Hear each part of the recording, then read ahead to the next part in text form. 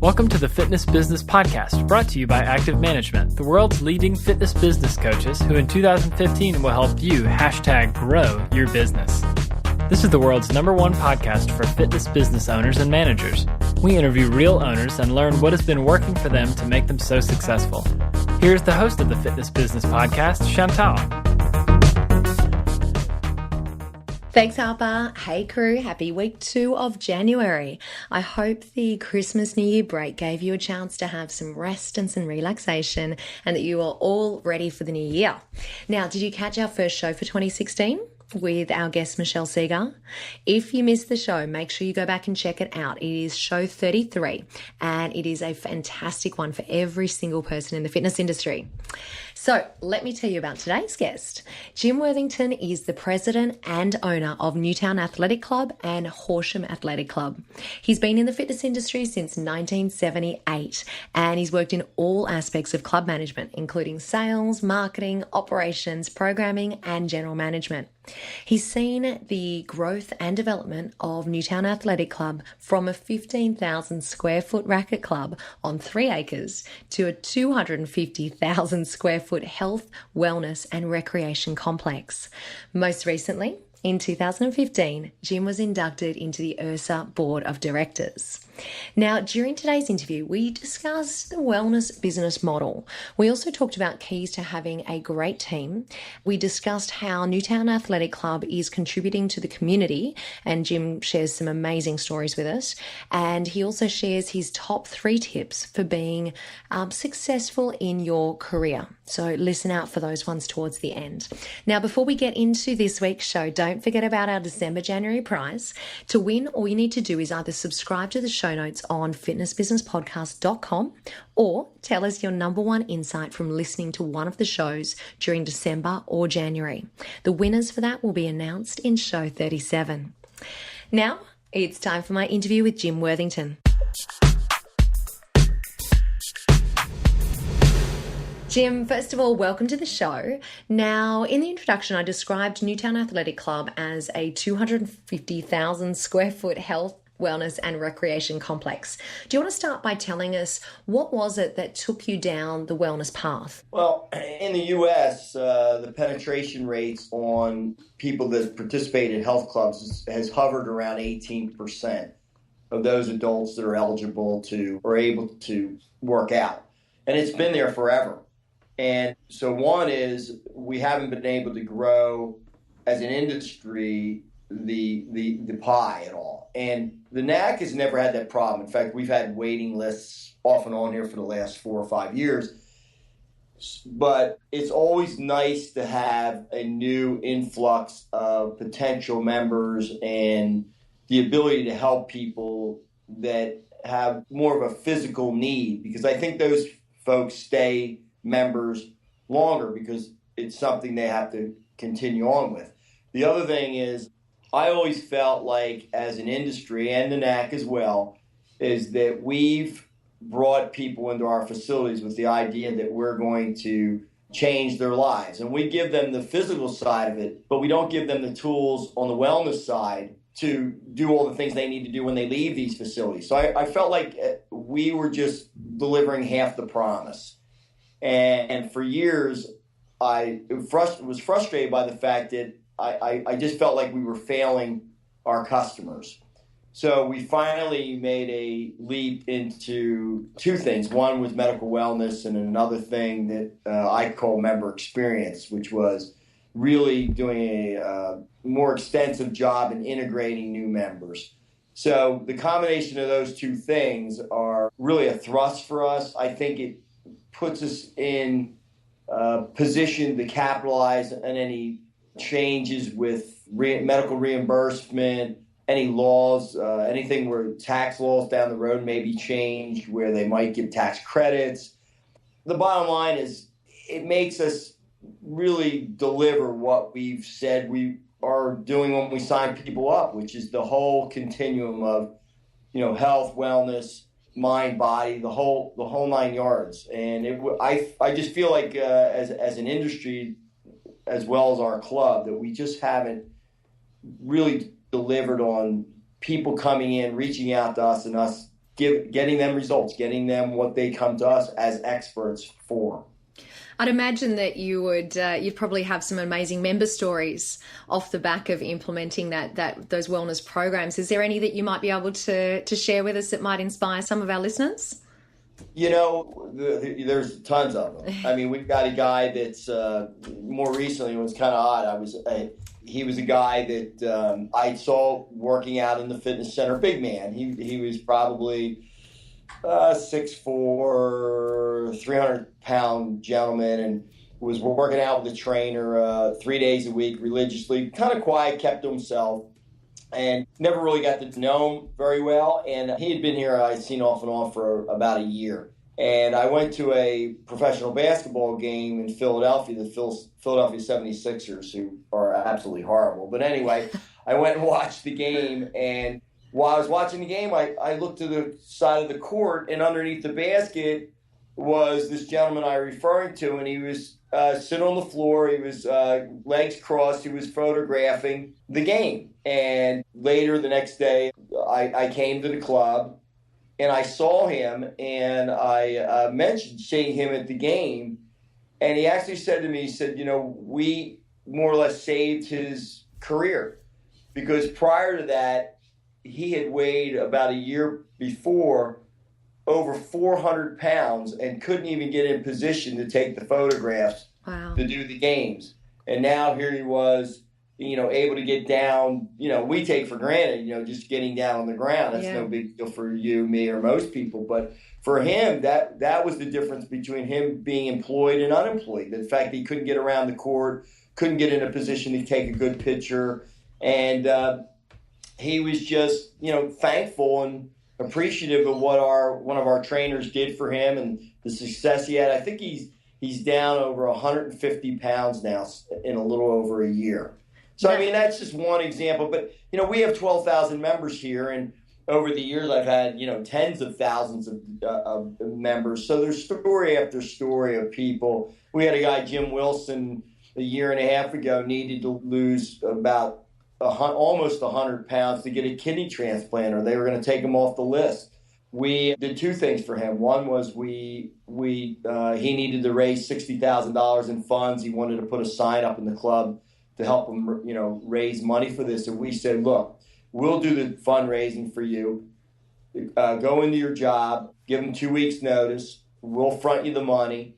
So for the next 6 months, you can lose weight. He did that, and he's on course time in the near future here to get his kidney transplant. In the meantime, during that time, our personal trainer stepped up and trained him almost every day, free of charge, is their contribution to it. And, literally we've saved a life, because if he hadn't lost the weight, they were going to take him off the donor list. They are incredible examples. Such good examples. That's amazing stories to hear. Jim, I wanted to have a chat to you about your team because, well, I can say firsthand, I know how amazing they are because they helped us sort of coordinate the interview today. I assume that you've got quite a big team. How often do you guys have a staff meeting? Let's talk about some logistics of things like get-togethers and stuff like that. Well, we have an odd structure here as far as our employee structure. I'm the owner of the club. Mm-hmm. We do not have a general manager. We have approximately 15 directors, which all report to me, but not on a continuous daily basis. I empower them to run their own profit. Each department has their own profit center. And what I do is I incent them just like they're my partner. So they would get a salary and they get a percentage of the profits in the area that they run. Now, there are some departments, for instance, like the Group X director or marketing, that there's no revenues that are directly associated with them, but we come up with other criteria to evaluate them. In some cases, like Group X, they have expense. They have a little bit of revenue that comes in, but it's primarily an expense department. Depending on how they control their expenses, they get bonused off that. What I've done is, and a lot of what I do, I own the club and I'm active in the club. but I like to tell people that 80% of my time spent on the club business, but 80% of what I do for a living is outside the club, the business. I do a lot of real estate development, startup businesses and stuff like that. So what I need from the employees here is to take ownership of the things they do. And when you, as an owner, decide that you're going to give someone a percentage of the profits in their department, they're basically your partner. So, at the end of the year, if their department makes whatever, $100, and I give them, anywhere from 5 to 15% of that profit, they're my partner. So I adopted maybe 25 plus years ago what was called open book management. Every single number in the club, every expense, every revenue, they can even figure out what I take out of the club, is right there for them to see. So they're really judged on profitability of what the club does. Now, I also just recently included, starting this January 1st, not only their department profit and loss, them sharing that, I'm doing a 5 to 15% of the total net bottom line for the entire club onto that next year, so that they have a team goal, and that's over and above what they already get. And the reason why I'm doing I'm doing some other things outside the club industry that might not let me focus my time as much as I'm doing right now. So my thought process is they're going to be working harder and they're going to be bringing the money in, that they deserve a bigger cut, and it also incentivizes them to look at things like I do, whether not only revenue, but the expense side. And interesting enough, what I found out when I started doing this 25 years ago and started incentivizing people by their department, my biggest problem, believe it or not, was getting them to spend money. Because they didn't want to overstaff. Yeah. Sometimes you need to staff more people, or they didn't want to buy new equipment and things like that. So I'm always pushing them to, hey, you got to spend money to make money. So it's kind of a unique situation here. As an operator, what I would tell you, and I can tell you people that are listening, is that percentage of payroll to gross revenue is one of the biggest things that kills the profitability of a club. And since I've instituted this many, many years ago, my employees are more concerned about keeping that number low. So the productivity of individual employees here, whether they be managers or individual, employees, whether it be housekeeping, front desk, is so much better because my managers are on them to be as productive as possible. So it's really been a win-win. That's excellent, Jim. Tell us about your philosophy when it comes to professional development of your team. Well, it's funny you should say that. I think last week we had 4 different people out throughout the United States at different functions. First of all, I have to tell you that IHRSA, International Health and Racquet Sports Association, which I joined in 1983, is the number one reason the NAC is where it is today, from a 15,000 square foot club to a 250,000 square foot club. I can tell you, we would not even be in business. We wouldn't exist if it wasn't for IHRSA. Yeah. So I was fortunate enough early on to get involved in that organization, meet the people that in the industry at that time that are really the fathers of the industry, the Rick Carrows, the Norm Cates, the Kurt Buseman's. They're the people that, without them, the industry wouldn't be what it is today. So because I got involved early on and met these guys and went to all the conventions for, even up to now, I think I missed a couple over the last 30-some years, I believe that's the key to anyone's success. There was a quote the other day someone told me, and I think it's brilliant, which was, if you're the smartest person in the room, it's time to leave the room. And I honestly believe in that. I am like a sponge even today. I've been in the industry since 1978, and every time I go to a seminar, a convention, a webinar, I am writing notes feverishly of things that I need to do and change and implement.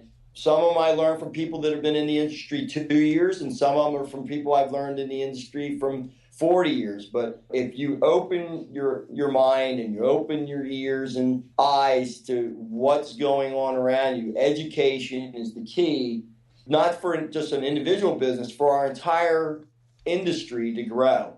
And so when you talk about education, you're talking to the guy that believes in it more than probably anybody, because I was never the smartest guy in the room. So, and I still am not the smartest guy in the room, but I'm smart enough to learn from the smartest guys in the room. So it's good. That's really good. Now let's talk a little bit about contribution to the community, because I believe that philanthropy is something that's very important to you. Now, do you want to tell us a little bit about maybe a fundraising event that one of your clubs has done that's been really important to you? Well, we many years ago, Linda Mitchell, who's my director of marketing, and I want to say the first charitable giving director in the industry. I may be wrong on that, but she started with me in 1981. So she's been with me 34 years. Many years ago, we realized that we needed to fill the need of being a part of the community, giving back, so on and so forth. So we gave her that title along with public relations director, and she, over the years, has been really the fulcrum of us, our community outreach and our charitable giving program. A week doesn't go by that we don't get 10, 15 requests. We have 12,000 members, so you can see, and everybody's kid plays soccer or, is involved with the band or has a family member that's stricken with an illness or, something that we can give to, or knows somebody that's, in need. So we've been very, very big on that forever. Now, there are studies that show that, when you get involved in these things, it's a good business decision because it does come back to you. It's not the reason we got involved. We got involved because this community has been good to us and we felt like we needed to do things. But more recently, there's a couple things that we're really big on. One is ALS, Augie's Quest. Augie Nieto, who is a champion of our industry, former owner of Life Fitness, co-owner of Life Fitness, is legendary in the fitness industry. He was the guy that basically introduced cardio into health clubs, or helped introduce cardio into health clubs. If you know his story, it's a sad one. He's had ALS for 10 years. We got on board on that about 4 or 5 years ago in a big way. And then by chance, we had a member a year ago, Matt Bellina, who was a 31-year-old career military guy, pilot, who was stricken with ALS. Wife, 2 little kids, 2 and 4, and he became the local face for our efforts to raise money for Augie's Quest. We called it Matt's Mission since he was a military guy.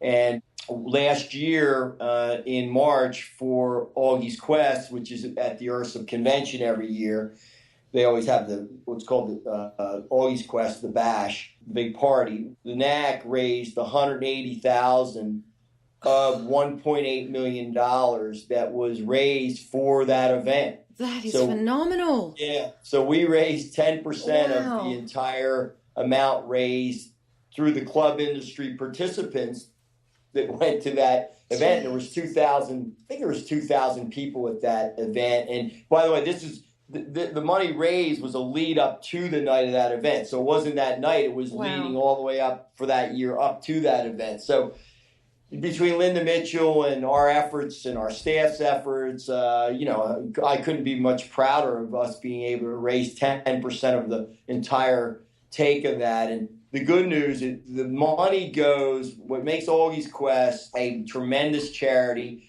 is that the money goes to the cure to help eliminate this disease, as opposed to, like, a lot of the money in the Ice Bucket Challenge went to help people that already have it. Now, I have no problem with that. I think that's great too. But what we're trying to do is eradicate the disease, not help people after they have the disease, because we don't want to have to help people. We want to get rid of it. So I think 40 people benefited from the clinical trial. The place that they do this research is in Boston. And I got to visit that. And apparently we were able to, through our efforts, 40 people benefited from getting on the trial through our fundraising efforts, and we plan on trying to do the same amount this year. I mean, it's tough work because there's a million charities you're out there fighting with, to try to raise money for us. But that's one of the big ones we do. And then one other one that we do that we started, and I would suggest that every for-profit club in America and the world does this, depending on what your competition is. We put into effect many years ago a financial assistance plan, which was really based on the YMCA. The YMCA, you would go in there, and if you had a financial need, you'd fill out a financial assistance form. You would be required to give your tax return, and it would tell you that based on the amount of income you had, if you qualified for a reduction in your rate, a scholarship. And we took that plan about 15 years ago, and we enhanced it. We actually made it more generous than the YMCA, which is the not-for-profit, and we're for-profit. We literally have hundreds and hundreds and hundreds of people that are in our club that are either paying nothing or some reduced amount based on financial need. Wow. And it really came into play a lot more than it had historically in 2008 and 2009 when we had the recession here. There was a lot of people that had jobs, that had family memberships, that had high-paying jobs, that lost their jobs. They were out of job work for a year or two, and without anybody knowing, because it's all just directly between me, my assistant, and the family or the individual. We provided a ton of assistance to people that came in here. Nobody knew who they were, but the people we gave it to were so thankful. And I mean, it's just a great plan. It's helped a million people. When they got back on their feet, they would start paying again, and some of them still haven't gotten back on their feet. So there are two things. That's one thing we do nationally with the ALS, and then locally with our surrounding community. Amazing stories, Jim. Thank you so much for sharing those with us. I mean, it's obvious just from our conversation today that you must have so much on your plate. I mean, it's clear that you juggle so many tasks. Do you want to leave us today with maybe sharing 3 habits of success that you have to really stay focused, stay happy, and I guess stay in control of everything that you're kind of looking after? Well, one thing I would tell you, anybody in this industry, because it's, and I started, just like everybody else from the ground up. 3 things I tell anybody: it's long hours, you have to exercise, you have to get sleep, if enough sleep, and you have to eat right. And part of that is because you want to be productive, but that's what we believe in, right? That's what we do as an industry. We should be preaching that anyway. So physically, I think there are things that you need to do. Number 2, and I would say the educational component we touched on. To be successful, you have to find successful people, and whether they be mentors or people that you believe in, that you can go and bounce things off of or learn from and ask questions. I did that early on, and I'm still doing it. And I'll be 60 years old this year, and education is huge. The one thing I would tell you, and this is going to sound like odd, but a real specific thing that I found early on was to write down your goals every day and things that you want to accomplish. I take and write it down is important, because Harvard recently did a study. I was told that you're more inclined to accomplish things, 7 times more inclined to accomplish something if you write it down versus using any other medium. So in other words, if you put it on your phone or in your computer or stuff like that, that's great, but you're better off handwriting it down, and you'll be 7 times more inclined to get that accomplished. In 1981, I've kept every one of those lists, and they fill 3 file folders, it's like a diary of your whole life. And I actually recently had them all photocopied, and the 3 binders are in my safe at home. That's how valuable I think those things are. I could go back at any time and look what was, at any time from 1981 on, bi-monthly of the things that were done and needed to be done, things that I accomplished. Interesting enough, the top 10 things on my list, and typically I have 70, 80 things on my list by the end of a month or two, and maybe 20, 30, 40 are accomplished. The things that don't get done get pushed to the top of the list. Some of the things at the top of the top 10 of the list, some of them have been on there for 6 and 7 years. Some of them are personal items I want to get done, but I still know that I'm going to get it done. And my goal is to eventually get them done before I die. So, and then the last thing I would tell you that, and I live by this, I learned this at a real estate seminar in 1978. I was getting out of college and there was no jobs, and I needed to find some way to make money. And I took a real estate weekend course. I remember the guy asking us all why we were at this seminar, and everybody had there was like 30, 40 people there, and diverse people from, housewives, the men that lost their jobs and so on and so forth. It was a bad economic time then. And everybody had good reasons, and the gentleman that was giving the lecture, acknowledged that. But one thing he said, you all want to do this and you all want to be successful. He said, but what's going to differentiate, the person that is successful from the people who aren't, that will be that successful people will do what unsuccessful people could do but choose not to do. And that's the people that are generally going to be successful. And I was a young guy, I was only like 21 there, but it's just hit home. And I live by that. When I know even now, after all these years, a Sunday afternoon at 3 o'clock, the middle of summer in July when everybody's out in good weather here in Pennsylvania, I'll be working, or I'll be taking a phone call. One of the things I do is I'm a developer, real estate developer. When I just got done at an apartment complex, for 30 apartments in town here, Newtown, luxury, really nice high-end stuff. I put the sign out on the building. It's, call for information. It's my cell phone number. So I could get a call at, 9 o'clock at Saturday night. Somebody drives by there and says, hey, I'm going to call this number.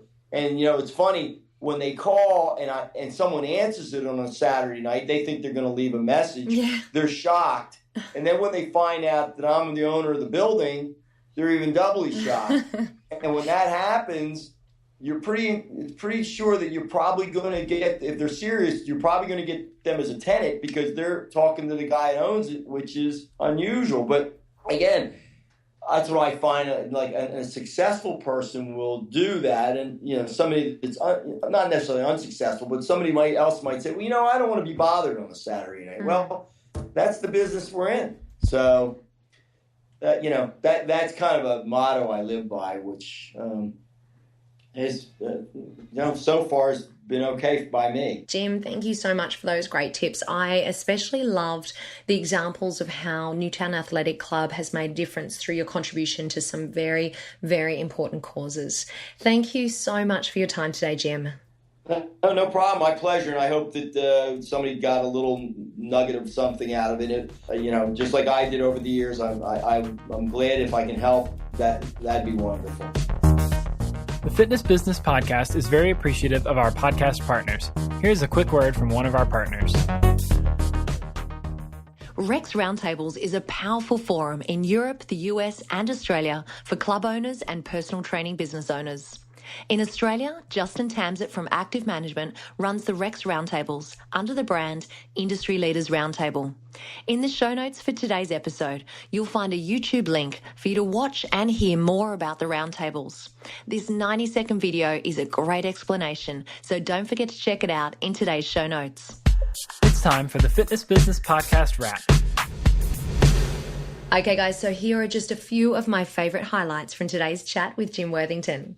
He said when an employee is able to earn a percentage of the company profit, then they are basically a partner in your business. Open book management means everyone has a complete transparency of the company numbers, and that helps drive productivity. To be successful, you have to surround yourself with people that you believe in. And he also suggested that we write down our goals every day, because if we do, we're 7 times more likely to be inclined to accomplish something if you write it down. Love that tip. Before we go, don't forget we're giving you the chance to win a copy of Michelle Seagar's book, No Sweat. Michelle was a guest on show 33. Now to win, all you need to do is either subscribe to the show notes on fitnessbusinesspodcast.com or tell us your number one insight from listening to one of the shows during December or January. The winners will be announced in show 37. Thank you guys for joining me for another week of the Fitness Business Podcast. I hope you have a fantastic week ahead. Now, before we finish today, I'm going to leave you with something a little bit different, just to shake things up for the new year. Today's quote is actually from today's guest, Jim Worthington, and he said, "Successful people will do what unsuccessful people could do, but choose not to do." I'll see you next week. You have been listening to the world's #1 podcast called the Fitness Business Podcast, brought to you by Active Management. We are dedicated to helping your fitness business #grow in 2015. Check out www.activemgmt.com.au for resources, tools, and more to help you. And by far, the best value for you is to become a member, so join today at www.activemgmt.com.au.